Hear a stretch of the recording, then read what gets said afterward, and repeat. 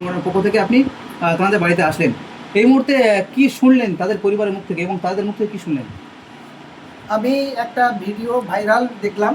দেখার পরে এটা আমার মনে খুব দাগ টেনেছে। কারণ আমাদের দেশ গণতান্ত্রিক দেশ, আমাদের দেশ স্বাধীন দেশ, আমাদের দেশ ধর্মনিরপেক্ষ দেশ। হঠাৎ আমি দেখলাম দক্ষিণ 24 পরগনার ক্যানিং থানার অধীনে, ক্যানিং মিঠাখালী থেকে জীবনতলা থানার অধীনে মৌখালী ভাইরাল এই ব্রিজ। এই ব্রিজ থেকে একটা লম্বা রাস্তা এসছে, ফাটা, একসময় নদী ছিল, ওই নদীর ফাঁকা রাস্তা থেকে মাঝখান থেকে রাস্তাটা তৈরি হয়। বহু মানুষ এখানে আসে, বহু ক্যাব তৈরি হয়েছে, ধাবা তৈরি হচ্ছে, সেখানে লোক খেতে আসে, ঘুরতে আসে।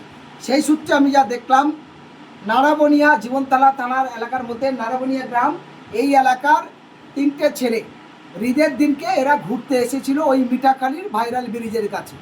আসার পথে ওখানে একটা বৃদ্ধদের আশ্রম আছে, আশ্রমের পাশেই একটা গাছের কাছে গিয়ে বসতো। আমি দীর্ঘক্ষণ ধরে এদের সঙ্গে কথা বললাম, এর মায়ের সঙ্গে কথা বললাম, বোনের সাথে কথা বললাম। আক্রান্ত 3টে ভাই অল্প অল্প বিড়বিড় করে বলছে, ভালো করে কথা বলতে পারছে না, এখনো পর্যন্ত অসুস্থ। সেই 28 তারিখ থেকে আর আজকের 1 তারিখ এখনো পর্যন্ত সেই তারা অসুস্থ হয়ে আছে। আমি তার বাবার কাছ দিয়ে শুনলাম, তার প্রতিবেশীর কাছ দিয়ে শুনলাম। বড় অবাক ব্যাপার যে ঈদের দিনকে এই ছেলেগুলো ঘুরতে গেছে, RSS বজরংবলীর ছেলেরা বিজেপির গেরুয়া ঝান্ডা গলায় নিয়ে তাদের বললো, এই তোরা মুসলমান নাম শোনার পরেই বলে, এই তোরা জিহাদির বাচ্চা, তোরা তালিবানের বাচ্চা। ওদেরকে সরাতে চেয়েছি বলে মারতে মারতে ওদের নিয়ে গেল টেনে ওই বৃদ্ধ আশ্রমের পিছনে। বৃদ্ধ আশ্রমটা ছিল পরেশ দাসদের। আর এখন যে RSS এর ছেলেগুলো টানতে টানতে নিয়ে গেল, তাদের কয়েকজনের ছবি আছে। তারপরে এরা কি করবে, হতাশ। মারার পরে এদের হাতে বন্দুক দিয়ে বলছে, তোরা তোরা আমাদের মার্ডার করতে আসছিস, বল বল, অমুক নেতা বলে তুমুক নেতা বলে, সেই ভিডিও করেছে। তারপরেও হলো না। তারপরে বলছে, তোরা বল আমরা চোরাই মোবাইল বিক্রি করতে এসেছি, তাতেও হলো না। তারপরে বলছে বাড়ির লোককে স্ক্যান পাঠা, সেখানে 50,000 টাকা এক্ষুনি পাঠা, তাহলে তোদের মেরে দেবো। এই বেচারিগুলো কাঁদতে কাঁদতে বাড়িতে স্ক্যান দেয়, বারবার টাকা পাঠাতে বলে। এই এলাকার খবর শোনার পরে এলাকার বেশ কিছু যুবক ছেলেরা অত্যন্ত সাহসিকতার সঙ্গে জীবন হাতের তলে নিয়ে দৌড়ে দৌড়ে কাঁদতে গেল জীবনতলায়। জীবনতলা থানার মেজবাবুকে বারবার রিকোয়েস্ট করে, অনেক রিকোয়েস্টের পরেও তারা ঠিকভাবে প্রশাসনিক সহযোগিতা করেনি। পরবর্তীকালে এরা ক্যানিং থানায় বলেন, এবং ওই ব্রিজের কাছে যে ডিউটি অফিসার যারা ছিল কেন্দ্রীয় বাহিনীর সাথে ক্যানিং থানার পুলিশ, তারাও সঠিক সদিচ্ছা পূরণ করেনি। পরে এর আত্মীয় স্বজন নয়, পাড়ার প্রতিবেশীরা বেশ কয়েকজন সাহসিকতার সঙ্গে অনেক খোঁজার পরে বৃদ্ধ আশ্রম থেকে কিছুটা গিয়ে ওই নদীর চরে জঙ্গলমহল থেকে এদেরকে উদ্ধার করে। উদ্ধার করলে ঈদের দিন 3:30টার ঘটনা। তারপরে রাত্রে 8টা পর্যন্ত ওরা ক্যানিং হসপিটালে গেছে, হসপিটাল থেকে ক্যানিং থানায় গেছে। থানার পুলিশ তাদের দায়িত্ব মানুষকে নিরপেক্ষ ভূমিকা নেওয়ার, কিন্তু তারা নিরপেক্ষ ভূমিকা নিল না, লিখিত নিয়েছে, নর্মালি একটা জিডি করেছে। আমি অবাক হয়ে গেলাম। আমি হোসেন গাজী একজন মানবাধিকার কর্মী হিসাবে আমি কোনো জাত দেখি না, কোনো ধর্ম দেখি না, কোনো দল দেখি না। সারা পশ্চিমবঙ্গে যেখানে মানুষ আক্রান্ত হচ্ছে, যেখানে মানুষ বিপদে পড়েছে, সেখানেই দৌড়ে চলে গেছি। কিন্তু দুর্ভাগ্যের বিষয়, ক্যানিং থানার IC সাহেব, ক্যানিং ডিউটি অফিসার, কী অবস্থা যে এখনো পর্যন্ত তাদের যে বাইক, তাদের টাকা, তাদের মোবাইল কিছুই উদ্ধার করলো না। যে দুষ্কৃতীরা এই ঘটনাগুলো ঘটিয়েছে, এরা যখন থানায় গেছে, থানা থেকে ফিরছে, আবার রাস্তা থেকে তারা জয় শ্রীরাম স্লোগান দিয়ে এদেরকে চমকাচ্ছে। তাহলে পুলিশ কি তলে তলে সারা জীবন দলদাস হবে? পুলিশ কি সারা জীবন ওই দুষ্কৃতীদের দাবিদাবি করবে? তারা নিরপেক্ষ ভূমিকা পালন করবে না? প্রশ্ন আমার এই জায়গায়। আমি আমাদের অল ইন্ডিয়ার প্রেসিডেন্ট মাননীয় শ্রী অতীন্দ্রনাথ ঘোষকে বিষয়টি জানিয়েছি।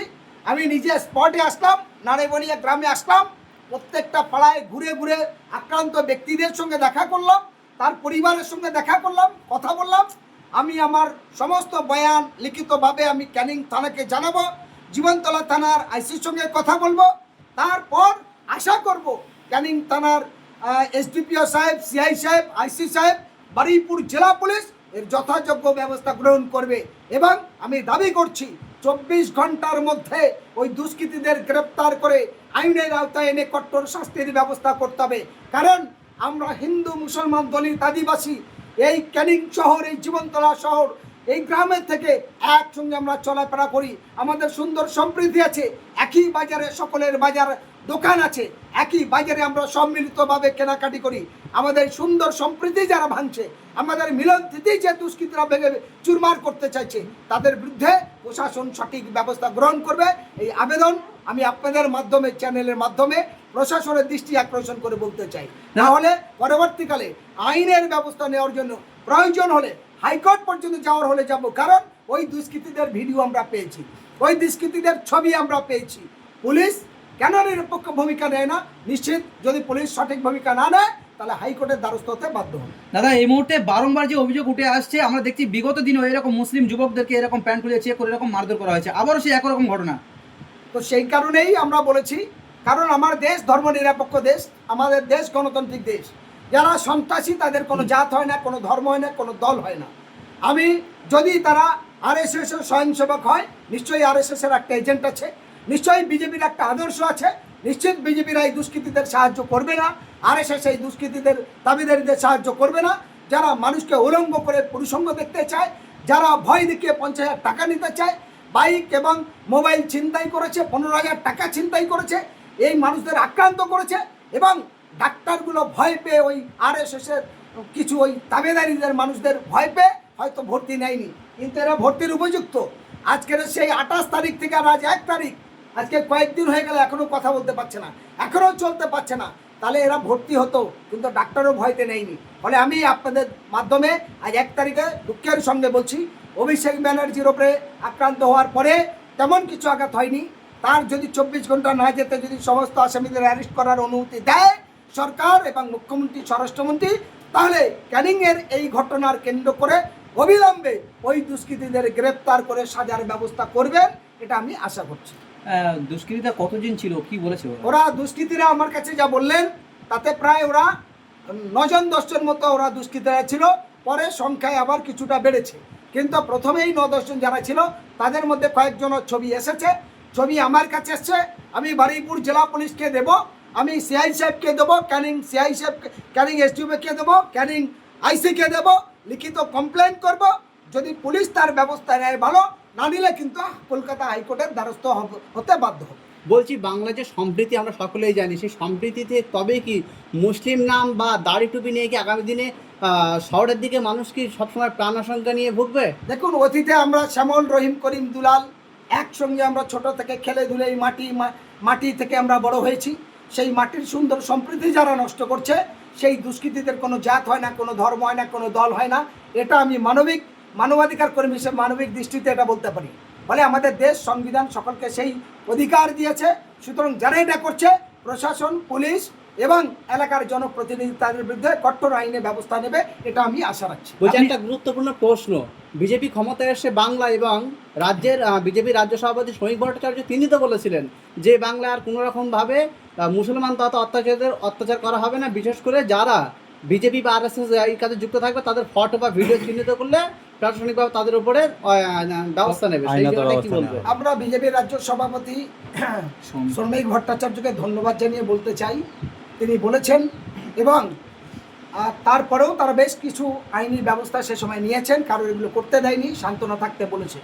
তারপরে হঠাৎ কী করে এই ঘটনা ঘটলো আর কারা বা করলেন আর এর সঙ্গে কাদের হাত, সেই ব্যবস্থা দায়িত্ব তাদের। আমি নিশ্চিত তাদের দ্বারস্থ হব, প্রশাসনের দ্বারস্থ হব, প্রয়োজনে আইনের দ্বারস্থ হব সেই ব্যবস্থা নেওয়ার জন্য। তবে কিন্তু আমি দৌড়ে আজকে এই আক্রান্ত ব্যক্তিদের বাড়িতে এসেছি। পরে আমি পুলিশের কাছে খোঁজখবরটা নিচ্ছি, আমি আজকেরই নেওয়ার পরে দেখছি কি করা যায়। না হলে কিন্তু 24 ঘন্টা আমরা দেখব, যদি ব্যবস্থা না নেয় তাহলে এই সপ্তাহের মধ্যে আমরা কলকাতা হাইকোর্টে ওই দুষ্কৃতীদের ফটো দিয়ে আইনের ব্যবস্থা নেওয়ার জন্য আমরা তৈরি। আক্রান্ত ব্যক্তি কতজন ছিল?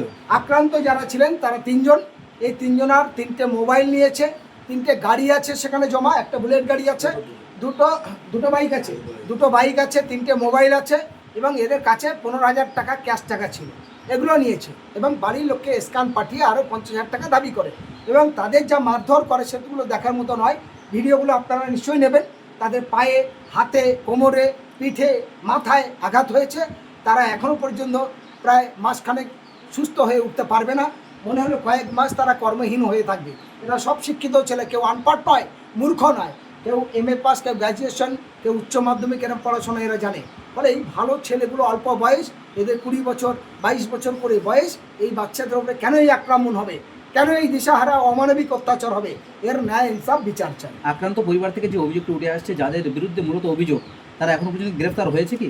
তারা এখনো পর্যন্ত গ্রেফতার হয়নি। তারা বেহাল তবিয়াতে নাকি ক্যানিং ঘুরছে এবং এই পরিবার থেকে কিছু মানুষ তারা আত্মীয় স্বজনের মাধ্যমে খোঁজখবর নিয়ে জানতে পেরেছে। আমি এই বিষয়টা আজকে দেখছি, দেখার পরে আইসির সঙ্গে কথা বলবো, প্রশাসনিক সমস্ত ডিপার্টমেন্টে কথা বলবো। তারা যদি আইনে ব্যবস্থা নেয় ভালো, না ব্যবস্থা নিলে দেখুন প্রত্যেকটার একটা শেষ আছে, একটা ধাপ আছে। সেই ধাপ অনুযায়ী যদি তারা সঠিক ভূমিকা না নেয়, তার বিকল্প যে ধাপ, আমরা সেই ধাপ পর্যন্ত আগাবো। সেই অর্থে আমরা সাংগঠনিকভাবে মানবাধিকার সংগঠনের সকল নেতৃত্বের সঙ্গে আলোচনা করে তবেই আমি এখানে এসেছি। সেভাবে আমরা আইনের ব্যবস্থা নিয়ে আগাবো।